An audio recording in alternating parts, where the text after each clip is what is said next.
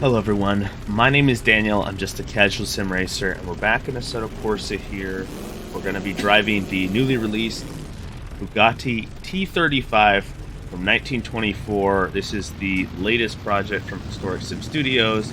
Of course, I do the physics work for these cars, and just kind of want to do a quick drive here around 1954 Southport. This is an Australian track from the 1950s, but it really kind of fits the 1920s theme really quite well, so I think it's a really good track. It's really narrow. Passing is somewhat difficult. Like right here, we're going to go for a move, but it's not necessarily going to be the easiest move available. But we're able to squeeze past. Now, downshifting. Try to fit in here. Got 1924 Alfa Romeo P2s by Historic Sim Studios out here, and then of course a few cars from Nisa Cup's 1923 collection. I got the Delage 2LCV, I got the Sunbeam, and I also got the Fiat 805. So got a nice selection here. It's kind of interesting because the Bugatti is actually more of a match for the other 1923 cars. It only had 95 horsepower at the time in 1924, excuse me. It handled quite nicely, but it was not a monster in a straight line or anything like that. Had big drum brakes. Squeeze through the middle there. Downshift.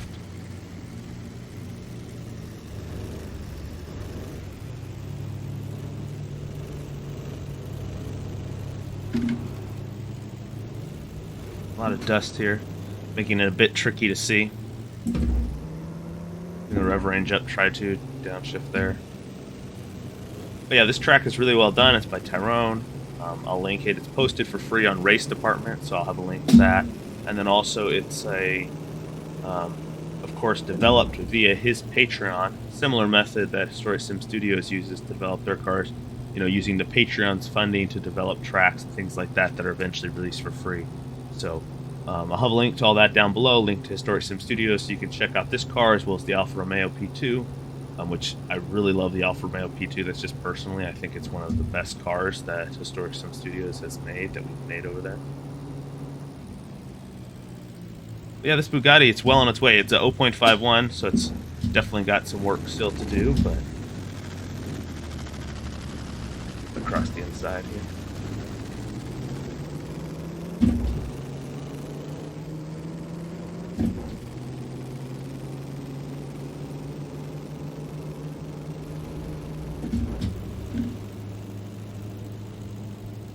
Yeah, there's a few setting options as well. You can change the gearing. You can go to lower gearing or a little bit of a taller gearing, and that can change also how it drives. Right now I'm on just the default kind of a middle gearing. Pretty good, more on the short acceleration type tracks, tighter tracks. Like Monaco is a pretty good track for the Bugatti.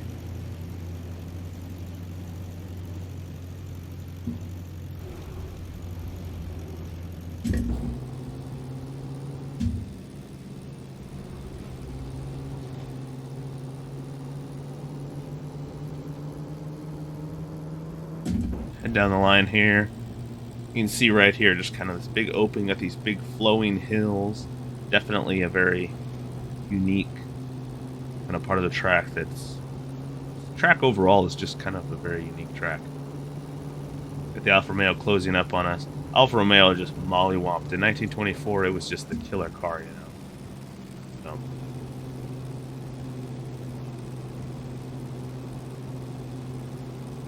Bugatti was kind of content to pick up the scraps left behind. Bugatti's car, from what I can tell, was relatively easy to drive compared to a lot of those kind of early era Grand Prix cars, which led to, a lot of people liked to buy the car. It was very much a customer car. Well, many of them were made. And it won a lot of small events because of that. Now, of course, when the Alfa Romeo factory team showed up with their factory P2s, it was never, they pretty much always took the cake, so to put it. But yeah, if the Alfa Romeo didn't show up, then the Bugattis often were the ones taking it, just due to the large amount of entrants that they would always have, and also the fact that their cars were kind of just always there. If you didn't finish, there was going to be a Bugatti there waiting for you. Or if you screwed up and went off the track or had a really long pit stop, one of the Bugattis would be waiting for you, you know, to capitalize.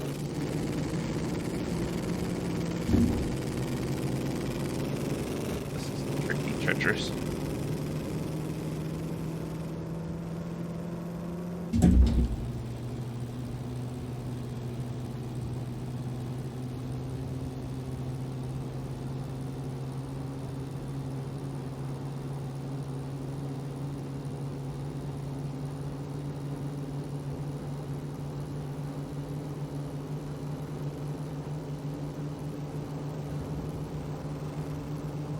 Coming down the straight here.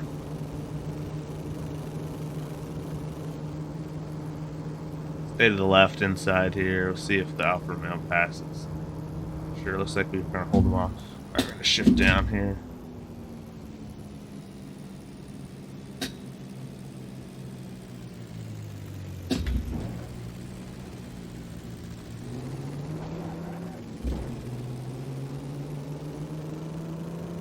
Three laps here, so this will be a little bit of a longer video, but we give a good opportunity to show off kind of what the car can do.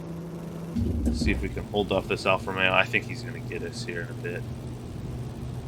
If he gets a big enough run in terms of speed advantage, he's going to definitely, I think, take a shot.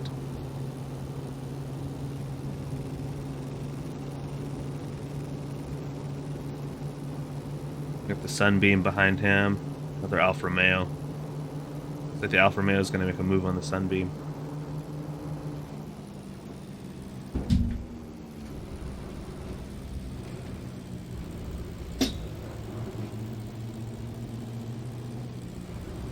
Alright, we're able to carry some speed through this section.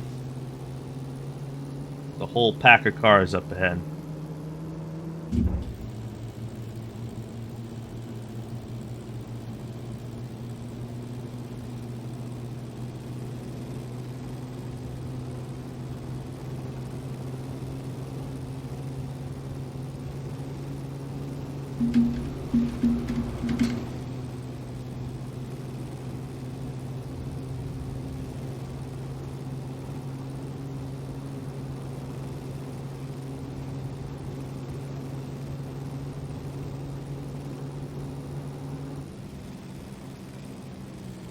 Drifting down.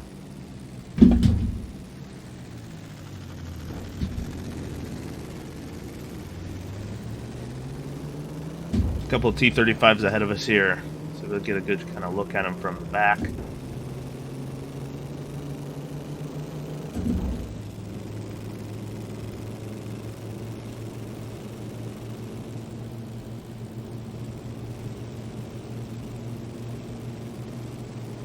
This is the Sunbeam on the right, Bugatti T35 on the left.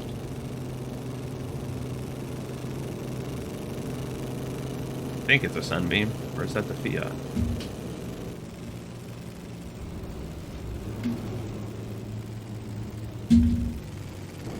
Around the outside.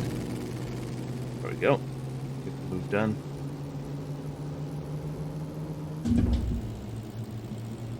You'll notice that it's not the, I guess the top speed's not that impressive, but even on a track like this, which has got some pretty long straights, sometimes that drivability is more important than even necessarily that pure outright speed. You've noticed we're able to work our way through the field, and of course there's been some Bugattis up in the field as well.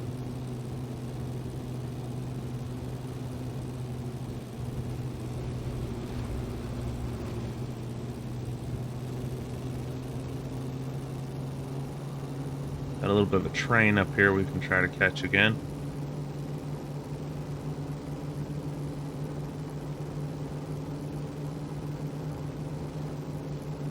We're at 92, 93 miles an hour. Try to carry as much speed. Oh no.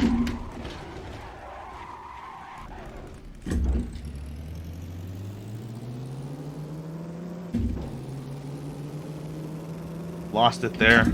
Thankfully able to keep the spin clean and make sure we came out in the right direction.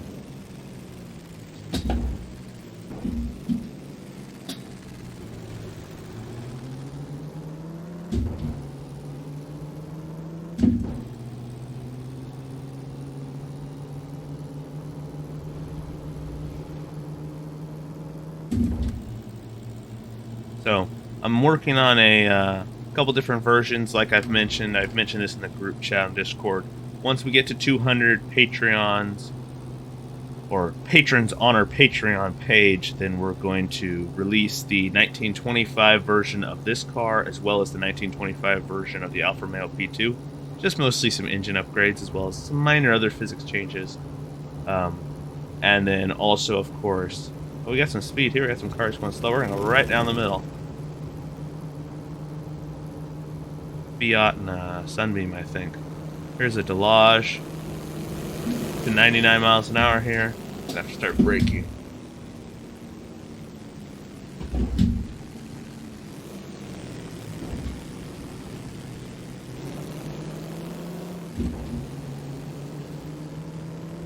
But yeah, well, once we get up to 200 patrons, I'll release those immediately. They're ready to go on my hard drive. Just a little more horsepower primarily, you know, just a little quicker around the track, and they kind of distance themselves a little bit more nicely from the 1923 cars. Which, I mean, maybe that's not a super big benefit, because perhaps you like having the big field, but it is nice to be able to say, okay, I can race the 1923 cars, I can race 1924 cars, you know, the 1925. We're working on the Delage from those years as well. There we go, flying past.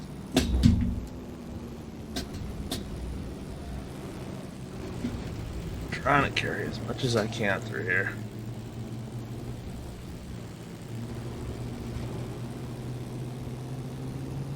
Up into 15th out of the 28 cars. This final lap here. And then, of course, also, once we hit 200, I will also release the 1935 version of the Mercedes W25. Because our plans are actually, we believe, with about 3 or 4 different cars, a Talbot, the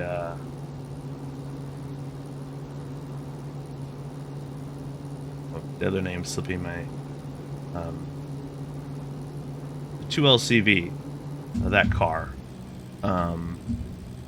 We can get those. We believe that if we get those cars done, 3D models, we can pretty much capture the entire 1924 to 1929 very accurately.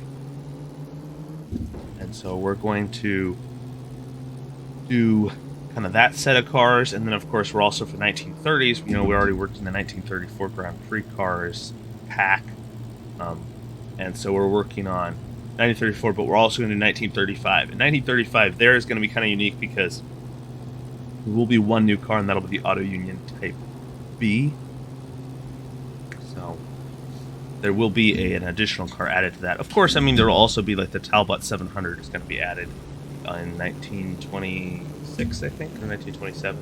So there'll also be some cars thrown in the 20s, but primarily the Bugatti T35 and variants of that, along with the Alfa Romeo P2, dominated racing until 1929. I mean, 1928, 1929. Let's mention it this way. The 1924, 1925 Alfa Romeo P2s were the class of the field. They did a rule change, partly, I think, to limit the Alfa Romeo's dominance. And so, based on that, Alfa Romeo got upset. So they just quit their factory team, sold their cars, that was that. And so, I mean, you'd see some Alfa Romeo P2s, but they weren't very competitive because the engine sizes went down. You couldn't really race them. So, you know, you'd see them in some, like, independent events, but you wouldn't see them in the major races because you couldn't even, you know, the engines were the wrong size. Or maybe you try to swap the engines out, but it just didn't work. Well, then they go back, and after 2 years, in 1928, they go back to being an open, pretty much racing whatever you want. And so now the Alfa Romeo P2s can race again. But of course, they haven't done anything with them. And during this time, Bugatti won a championship in 1926, and then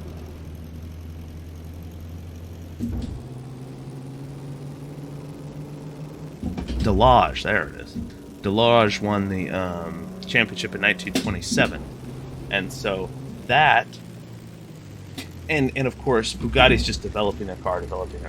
Well, the funny thing is, though, when the Open Championship comes back in 1928, guess who's right there again?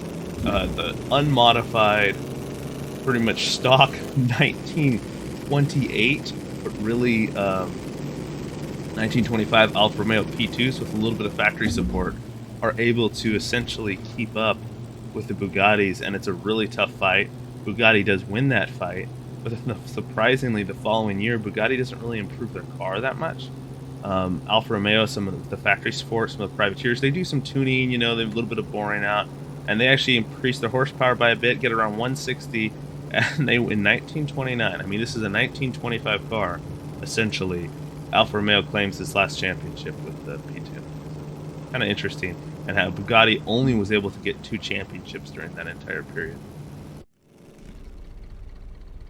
Alrighty, so that is the Bugatti T35. Check it out. I think it's a lot of fun to drive. Definitely not the quickest, fastest car around. If you're looking for that in the 1920s, we also get the Alfa Romeo P2, so that's a really cool car to check out as well. But it's always fun to add realistic cars and to fill out the grid. And like I said, the Bugatti continues to improve. And as you know, we're going to release eventually all the cars covering those kind of 1920s.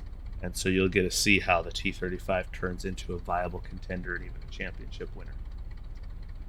If you enjoyed this video, I think this track's really good as well. But, you know, most of all, I hope you all have a fantastic rest of your week.